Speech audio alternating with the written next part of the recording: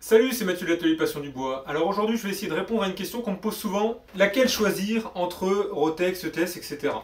Donc, pour faire simple, ce que je vais faire, c'est que je vais vous expliquer finalement le cheminement qui m'a été, que j'ai fait pour arriver à l'achat de ces différentes machines. Alors, une petite précision, c'est que ces machines, je les ai toutes payées sur mes deniers personnels. Donc, ça n'a pas été fourni par Festool, et c'est Ni Festool qui a commandé cette vidéo. Je l'ai fait de mon propre chef pour répondre à toutes vos questions. Voilà pour la petite aspect transparence. Alors, finalement, comment j'en suis venu à acheter ces différentes ponceuses? Quand j'ai commencé le travail du bois, il me fallait bien évidemment une ponceuse. Alors, initialement, j'avais, tiens, c'est d'ailleurs peut-être intéressant, une petite ponceuse comme ça, Bosch verte toute con, qui ne ponçait pas. Hein. On rigole souvent avec Olive en se disant, bah oui, effectivement, c'est des ponceuses qui poncent pas. Donc j'ai vite été amené à finalement acheter une ponceuse de qualité. Ayant découvert la marque Festool, puisque je venais d'acheter une TS55, j'ai décidé de partir sur cette marque-là. À l'époque, je faisais quand même pas mal plutôt de restauration, genre des vieilles caisses ou des choses comme ça, et j'avais notamment besoin d'aller dans les coins. Et c'est pour ça que, vu le budget, je me suis basé sur cette ponceuse qui est la Rotex 90. Donc, je vous donne les prix publics à l'instant T. Hein. Ces prix publics aujourd'hui, c'est de 600 € pour celle-ci. Bien sûr, vous pouvez la trouver un peu moins chère sur différents sites. Je vous laisse le soin de regarder tout ça.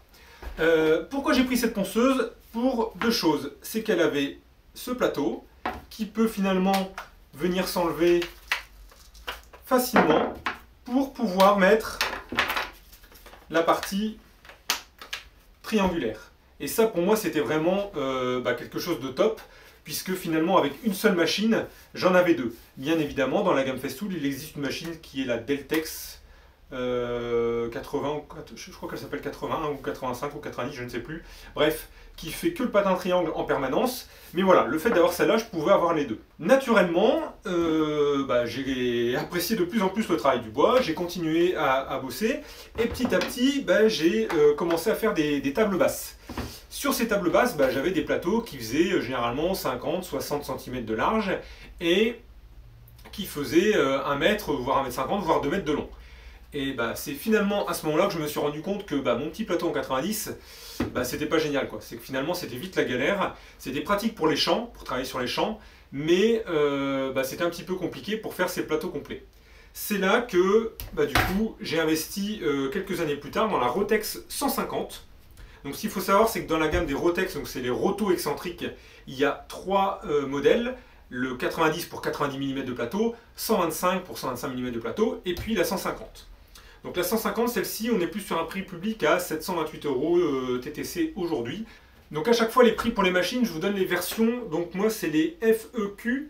Et donc je crois que c'est la partie vraiment électronique et, au niveau du moteur, au niveau du freinage, etc. Et à chaque fois en version plus, où on a donc, elle est livrée dans son systénaire. Donc c'est là que j'ai investi sur la Rotex 150. Et là, la Rotex 150, ça m'a vraiment changé la vie.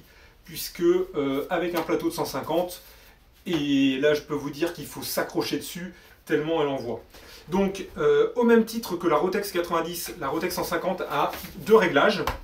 Donc je vous invite aussi à regarder l'apéro spécifique qu'on a fait sur les ponceuses. Il y a un réglage grossier, entre guillemets, un réglage grain fin. En gros, c'est est-ce qu'on est plutôt sur du travail de finition, sur une planche, un plateau, tout ce que vous voulez, qui est déjà plutôt plan, ou est-ce qu'on est au départ sur des formes plutôt cabossées, qui en tout cas nécessitent de pouvoir attaquer un petit peu plus. Donc vraiment super content de cette ponceuse également. Et puis finalement, quand j'ai acheté la 150, je continue à me servir de la 90, soit pour les arêtes parce que c'était beaucoup plus léger pour travailler, soit pour travailler dans les angles, avec du coup le patin triangulaire. Quelques années plus tard, parce que finalement il y a peut-être eu, je crois, 1 an ou 2 ans d'écart entre ces deux-ci, et peut-être plus 3 ans ou 4 ans avec la dernière arrivée dans la famille, c'est que finalement celle-ci, pour la finition, c'est quand même hyper lourd. Hein, quand vous êtes en train de faire un meuble, etc. Alors là, pour le coup, je vous laisserai regarder le poids exact, mais bon, il faut bien avoir les 2 mains dessus, et c'est quand même quelque chose de plutôt violent, et quand on veut faire du travail de finition, c'est un petit peu plus délicat. Donc des fois, on attaquait un petit peu trop les angles, des choses comme ça. Donc c'était devenu un petit peu compliqué. Donc je cherchais du coup une ponceuse vraiment pour la partie finition, mais pas que. Donc quelque chose, on va dire, d'un petit peu plus standard. Donc là, bien évidemment, c'est reposer la question finalement des différentes marques. Et j'ai naturellement continué chez Festool pour plusieurs choses. Un, parce que voilà, j'adore cette marque, je sais qu'ils font des outils de qualité. Et c'est surtout pour rester dans le même écosystème, puisque j'avais déjà des patins de 150 avec celle-ci. Et donc voilà, j'étais content de retrouver des patins de 150 sur celle-là. Donc ce modèle-ci, c'est la ETS EC 150, donc plateau de 150, /5. Le 5, c'est pourquoi? C'est de dire qu'il y a un débattement de 5 mm quand le plateau bouge en fonctionnement. Elle existe en /3 avec un petit débattement de 3 mm. Alors pour le coup, quand j'étais allé visiter les usines de Festool en Allemagne l'année dernière, l'ingénieur nous avait conseillé pour le travail de bois de plutôt utiliser la 5. Il recommandait plutôt la 3 qui était sur un ponçage entre guillemets peut-être un petit peu plus fin, plutôt sur du ponçage de résine, de carrosserie, enfin en tout cas, ou plexi, ou tout ce que vous voulez, mais quelque chose vraiment de plus fin. Et en tout cas, il nous a conseillé d'avoir un plus gros débattement pour le travail du bois essentiellement. Donc voilà un petit peu ce qui m'a amené à utiliser ces trois machines. Je vous avoue qu'aujourd'hui, celle-ci, elle est sortie en permanence parce qu'elle sert pour tous les projets. Et il y a même des fois des choses que je faisais avant avec la Rotex 150 que je fais maintenant avec celle-ci. Donc maintenant que j'ai les trois finalement, quelles sont mes utilisations? Pour tout ce qui est travail de restauration ou travailler avec des matériaux qui sont assez abîmés au départ comme du bois de palette et autres, là il n'y a pas de secret, c'est les Rotex. Avec ça, on débite vraiment avec un gros grain et on récupère vraiment un état de surface nickel. C'est d'ailleurs aussi assez pratique pour ceux qui démarrent dans le bois et qui n'ont pas de raboteuse. Ça vous permet finalement de travailler, je ne sais pas, on imagine que vous faites un collage d'un plateau et vous avez 1 ou 2 mm d'écart entre deux planches. Avec la Rotex, vous pouvez le rattraper. Aujourd'hui, je le ferai plus avec un rabot manuel, cette opération. À l'époque, je faisais ça avec ma Rotex et j'arrivais finalement à rattraper mes légers désaffleurs que je pouvais avoir lors de mes collages. Forcément, en commençant, on n'est pas toujours au top sur ces parties-là. Voilà un petit peu sur la partie Rotex. Encore une fois, tout ce qui est travail dans les angles, naturellement, celle-ci, avec le petit patin triangulaire, c'est le top. Et tout ce qui est, on va dire, les arêtes sur les meubles, les tranches, etc., où je sais qu'on est finalement plus petit que le diamètre de ce plateau, je vais plutôt utiliser celle-ci parce qu'elle est quand même beaucoup plus légère que l'autre. Donc ça, voilà, ça c'est les deux que j'utilise là-dessus. Maintenant, pour tout ce qui est travail de finition, alors quand je dis de finition, c'est-à-dire que, je sais pas, je vais passer le bois à la raboteuse, ensuite je vais passer au grain, du coup 80, puis 120, puis 180, ça je vais le faire avec l'ETS. Je vais tout faire avec ça, en régulant encore une fois la vitesse en fonction de mon bois, mais je vais vraiment tout faire avec cette machine que j'adore et qui est ultra légère. Alors ultra légère, oui et non, puisque sa concurrente sur le marché, c'est la fameuse Mirka, qui, elle, est encore plus légère. Donc il y a beaucoup de gens qui préfèrent la Mirka. Moi, encore une fois, j'ai voulu rester dans un écosystème que j'appréciais déjà beaucoup, et c'est pour ça que mon choix s'est porté sur celle-ci. Voilà un petit peu, du coup, pour ces trois machines. Du coup, aujourd'hui, quand on me pose la question, voilà, qu'est-ce que tu conseilles? Encore une fois, c'est quelle est votre utilisation? Qu'est-ce que vous allez faire? Si vous êtes plutôt en mode restauration, où je fais des constructions en palette, ou avec du bois de récup, etc., je vous conseille clairement plutôt les Rotex. Alors, à voir si vous avez ou pas besoin l'utilité d'aller dans les coins. Sinon, il y a peut-être un compromis à faire entre les deux, entre la 90 et la 150, il y a une 125 qui existe. Voilà. Si vous faites beaucoup de plateaux, c'est quand même plus agréable d'avoir un gros diamètre, donc plutôt la 150. Maintenant, si vous êtes plutôt, si vous avez potentiellement une dégauchisseuse, raboteuse, ou que vous êtes plus dans du travail de finition parce que vous travaillez avec du bois qui est déjà plutôt propre au départ, franchement, l'ETS c'est vraiment canon, ça passe partout, ça se... il n'y a pas un moment où je me dis « Ah, elle est quand même un petit peu en galère là, ou ça pense moins bien, il faudrait que je parte avec celle-ci ». Là, j'ai refait par exemple tout un meuble où je partais sur du vieux bois marron foncé. Avec ça, avec un grain 80, 2 secondes après, j'avais vraiment un bois blanc, jaune, clair au niveau du chêne. Donc vraiment, il n'y a aucun souci par rapport à cette machine. Elle est vraiment bien robuste. Ce que j'ai trouvé également, c'est que on dit souvent que les abrasifs laissent des queues de cochon sur les rotos excentriques, et vous avez vraiment des espèces de tourbillons comme ça qui peuvent laisser l'abrasif. Je trouve que j'en ai beaucoup moins finalement avec cette machine-là qu'avec celle-ci. Alors après, encore une fois, tout dépend de l'abrasif qui est utilisé. Et naturellement, quand on fait bien les différents grains au niveau du ponçage, c'est censé venir finalement se lisser dans le temps. Donc voilà, aujourd'hui, moi je suis content d'avoir ces 3 machines. Je pense que si c'était à refaire, je referais de la même manière, encore une fois, hein, c'est que j'achèterais vraiment les machines en fonction de mon besoin, et vous avez vu, c'est passé 2, 3, 4 ans entre ces machines, et c'est surtout pas parce que j'ai attaqué que celle-ci et que j'ai acheté celle-ci en dernier que je me sers plus des autres. Finalement, elles servent, oui, peut-être un petit peu moins parce que forcément j'en ai 3, donc à un moment quand je prends une ponceuse, je prends celle qui est le plus adaptée à mon besoin, mais je suis toujours content de les avoir à certains moments. Celle-ci, elle date de 2011, donc voilà, elle a déjà 7 ans, et elle rend toujours ultra bien service, elle est comme neuve, voilà. Donc voilà un petit peu, j'espère que finalement ce petit éclairage de comment moi j'ai acheté finalement ces différents modèles dans le temps vous permettra de comprendre. Alors après, s'il y en a qui me demandent, voilà, quelle ponceuse tu conseilles pour une utilisation en tout cas générale, on n'en veut qu'une, et je pense que je prendrais peut-être une petite ETS en 125, et à mon avis, c'est en tout cas ce qui serait le plus passe-partout au niveau d'un travail du bois de manière générale dans l'atelier. Après, voilà, encore une fois, moi je suis content d'avoir eu les 3, ça fait un budget au final mais qui a été étalé dans le temps, voilà pour cette partie-là. Je voudrais faire maintenant une petite aparté par rapport aux abrasifs utilisés et au niveau des plateaux. Ce qu'il faut savoir, c'est que ces machines, en tout cas chez Festool, il existe différents types de plateaux. Il y a des plateaux, ce qu'ils appellent mou, moyen ou dur, en fonction des machines qui sont livrées. Par défaut, celle-ci sur l'ETS c'est un mou. Par défaut, sur la Rotex, c'est un moyen. Et je crois que par défaut, c'est un moyen également sur la Rotex. Ça, pour le coup, c'est vrai que des fois, sur certains plateaux, on a tendance à voir que c'est finalement un petit peu trop mou. Je sais qu'Olive, par exemple, a racheté le plateau dur sur ce modèle-là pour pouvoir vraiment travailler vraiment sur des surfaces planes et être sûr de ne pas venir creuser à certains moments. Donc je pense qu'il faut aussi bien faire attention au type de plateau par rapport à votre utilisation. Est-ce qu'on est plutôt sur des formes un petit peu bizarres ou est-ce qu'on est plutôt sur des formes comme ça? Voilà un petit peu au niveau des plateaux. Au niveau des abrasifs, j'utilise pour l'instant exclusivement aujourd'hui des abrasifs Festool. Donc jusqu'à peu, j'utilisais essentiellement du Rubin. Alors Rubin, c'est ceux-ci, hein, c'est ceux qui sont un petit peu rouges, donc dans les différents grains, qui sont spécifiques pour le bois brut. Alors quand je dis bois brut, ça veut dire que c'est pas un moment où vous allez décaper une peinture sur du bois. Là du coup, on est sur autre chose.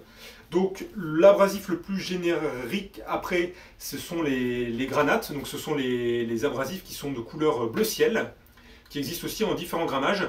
J'avoue que je prends de plus en plus maintenant, puisque finalement je vois peu d'écart avec le Rubin, et au moins ils sont un petit peu plus génériques. Si je dois poncer un vieux vernis, si je dois poncer des choses comme ça, ça marche plutôt pas mal. Et récemment, finalement, avec la sortie de ces nouvelles ponceuses, puisque si on regarde un petit peu les patins, vous allez voir que les semelles en dessous, est-ce qu'on voit bien, voilà, ont bien évolué. Il y a beaucoup plus de trous pour l'aspiration sur les nouvelles ponceuses. Donc c'est bien sûr sur les anciennes, ils vendent également les plateaux pour les changer. Hein. Là, bon, aujourd'hui, moi j'ai encore des vieux abrasifs, donc c'est pas gênant. Clairement, on voit que l'aspiration est bien meilleure quand on vient ici, par exemple, aspirer, quand on vient poncer ici sur un meuble sur lequel on a une partie de la ponceuse qui est dans le vide. L'aspiration du coup est bien meilleure avec beaucoup plus de trous.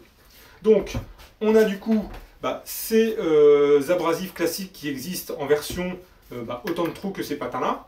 Et depuis peu, Festool a sorti du coup pour pallier, on va dire, à leur concurrent qui est la fameuse Mirka dont je vous parlais tout à l'heure, qui a les Abranet. Ils ont sorti du coup des petits pads d'interface. Donc on a une partie scratch, on va dire femelle et une partie scratch mâle, qui vient se mettre du coup sur les plateaux existants et sur lequel après on vient mettre des abrasifs. Alors celui-là il est un petit peu défoncé, mais des abrasifs qui s'appellent les Granat Net.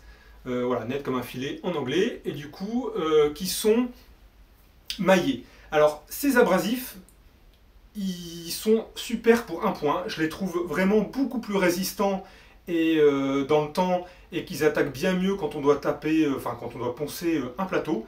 Ils sont également très très bons quand vous devez poncer un vieux plateau qui est huilé ou de la résine ou des choses comme ça, puisque au bout d'un moment toutes ces résines là vont venir s'agglomérer sur l'abrasif. Quand on est sur un abrasif comme ça, on est un petit peu bloqué. Ici, il suffit simplement de le rouler comme ça dans les mains et naturellement, finalement, toutes les croûtes qui se sont formées vont pouvoir partir et on va pouvoir le réutiliser aussi simple.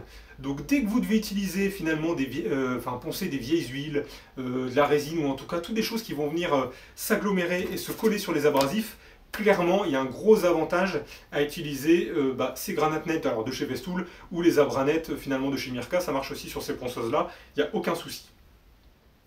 L'inconvénient, c'est que voilà, dès qu'on va venir taper un petit peu un bord, alors soit le taper parce qu'on est contre, soit éventuellement se mettre un petit peu sur un côté où le bois est un petit peu abîmé, et bien tout de suite ça va s'effilocher. Donc ils sont beaucoup moins résistants que les abrasifs classiques. Donc du coup, moi ce que j'ai racheté aujourd'hui, c'est un petit peu de chaque. Et en fonction du travail que je fais, je vais utiliser soit vraiment du Rubin pour être vraiment sur du bois brut à 100%, soit du granat classique parce que je dois récupérer un vieux bois avec un vieux vernis ou un vieux truc comme ça. Et si je veux vraiment attaquer avec une vieille huile ou reponcer après une résine époxy que j'aurais pu faire sur un plateau, là je vais utiliser plutôt les Granat Net qui sont beaucoup plus performants sur ce type d'opération. Donc encore une fois, voilà, j'ai les trois types d'abrasifs en fonction des différents grains qui me permettent de pouvoir avancer sur ces sujets-là. Alors sur les abrasifs, il y a également deux types d'abrasifs que j'utilise pour tout ce qui est huile. C'est-à-dire que quand je vais faire une huile de finition sur un projet, il y a ces deux types de patins. Je crois que ça s'appelle les Vlies, V-L-I-E-S.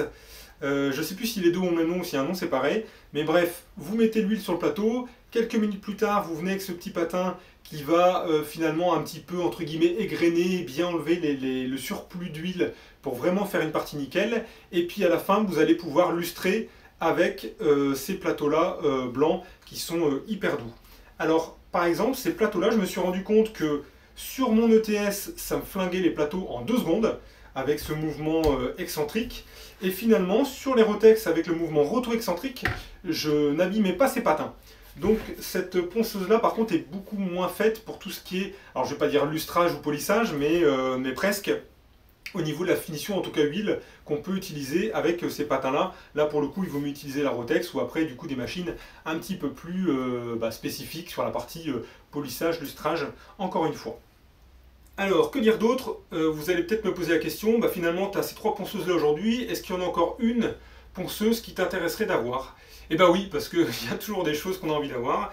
Et du coup, il y a une ponceuse, alors je vous mettrai, j'ai pas la référence en tête, je vous mettrai le nom et une petite photo.